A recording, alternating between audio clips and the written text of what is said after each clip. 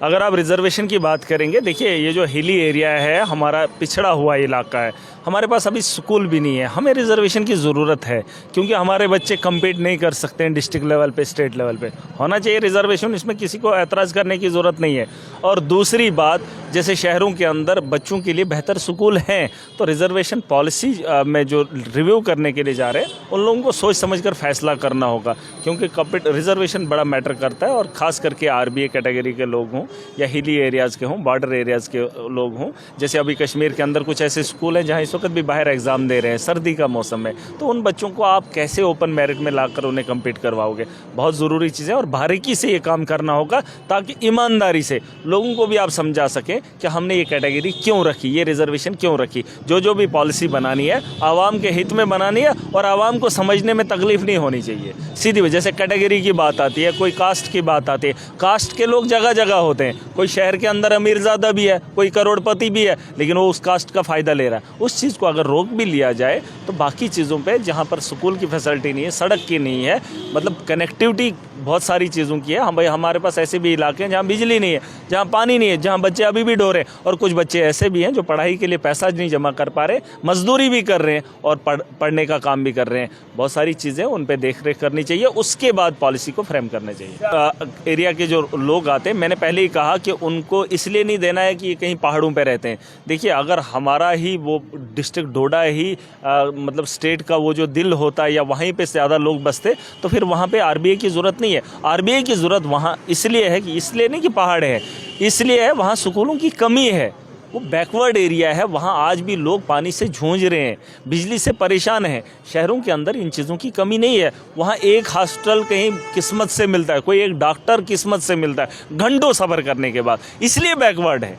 इसलिए नहीं है कि उस ज़मीन पे अगर इन्होंने काम किया होता वो बैकवर्ड नहीं होता है। हमें उसकी रिजर्वेशन की ज़रूरत नहीं होती। धर्म एक अलग है, जाति एक अलग है, लेकिन जाति के लोग जो वहाँ पर रह रहे हैं उनको रिजर्वेशन चाहिए। जो शहरों में रह रहे हैं, जो करोड़पति खरबपति है, वो भी रिजर्वेशन का फ़ायदा लेंगे। उन चीज़ों पे बात करनी चाहिए उनकी। फिलहाल तो हम कम्पीट करेंगे तहसील लेवल, डिस्ट्रिक्ट लेवल बाद में देखेंगे। डिस्ट्रिक्ट लेवल पे होनी चाहिए, स्टेट लेवल पे होनी चाहिए, वो एक अलग अलग तरीका होना चाहिए। ये जाहिलों की जमात का सब इंस्पेक्टरी में 18 साल से ऊपर होना चाहिए और होना चाहिए ग्रेजुएट। 18 साल का ग्रेजुएट कहाँ है? 6 साल का बच्चा तो फर्स्ट में जाता है, 6 साल का बच्चा तो फर्स्ट। इन्होंने ग्रेजुएट लिखने की क्या ज़रूरत थी? फिर 18 साल से ऊपर एज रखने की क्या ज़रूरत थी? क्या है, कौन लोग हैं ये? क्या इनको समझ नहीं आ रही है? क्या तो ये लोगों को बेवकूफ़ समझते हैं या ज़मीनी हक़ाइक़ पे आप सच बोल के दिखाओ। मैंने कहा जाति के नाम पे जो वो सर्टिफिकेट दिए जाते हैं, अगर कोई जाति का जम्मू की सिटी में रह रहा है तो उसको उसका बेनिफिट नहीं मिलना चाहिए, ये हक़ है। उसकी जगह अगर किसी गरीब को दूर दराज पहाड़ी इलाके को मिलता है तो नाराज़ नहीं होना चाहिए। हक बोलो, सच बोलो और अच्छा करो, तब जाके हम तरक्की करेंगे। आप इसी अमीर को अमीर ही बनाते जाओगे, गरीब को बोलोगे नहीं कम्पीट करना है नेशनल लेवल पे। मोदी के दौर में क्या हुआ, एलजी के दौर में क्या हुआ? आपने कंपटीशन स्टेट लेवल पे कराया, नेशनल लेवल पे कराया, और उन बच्चों को जो बच्चों को टाट भी नहीं है।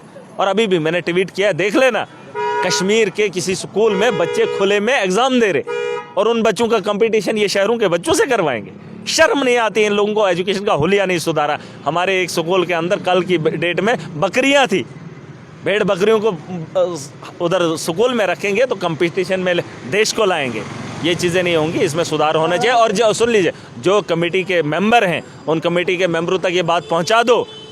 हक फैसला करना, जायज़ फैसला करना जो आवाम के हित में होगा। मैंने कहा ये जो तरीका है, इस तरीके पे भी ध्यान देना चाहिए। अगर आपने कोई पॉलिसी बना ली, आपका जवाब पुख्ता होना चाहिए और हर आदमी मानना चाहिए। हम तो पूरी ताकत से लड़ेंगे। मैंने तो पहले ही जाते जाते जिस दिन असेंबली में मौका मिला था, हमने कहा था डिस्ट्रिक्ट लेवल पे जो है पोस्टें होनी चाहिए, कंपटीशन वहाँ पे हो सकता है। आप उसको उठा के दिल्ली के या किसी और बाहर के हरियाणा के बच्चे से कंपटीशन करवाएंगे, वो नहीं हो सकता है। देश से कंपटीशन हम लोग अभी करने के अहल नहीं है, क्योंकि हमारे स्कूलों का हुलिया अभी वैसा नहीं। कंपटीशन कुश्ती का हो तो मेरे गाँव के बच्चे से अखाड़े में किसी को भी लाओ, खेल का मैदान हो, किसी को भी अखाड़े में ला कर दिखाओ। ग्राउंड भी नहीं है लेकिन फिर भी खेलने का हुनर रखते हैं। लेकिन अगर एजुकेशन की बात आती है, एजुकेशन की फैसिलिटी मेरे इलाके पहाड़ों में नहीं है और उनका रिजर्वेशन से उनसे इख्तियारात वो नहीं छीनने चाहिए।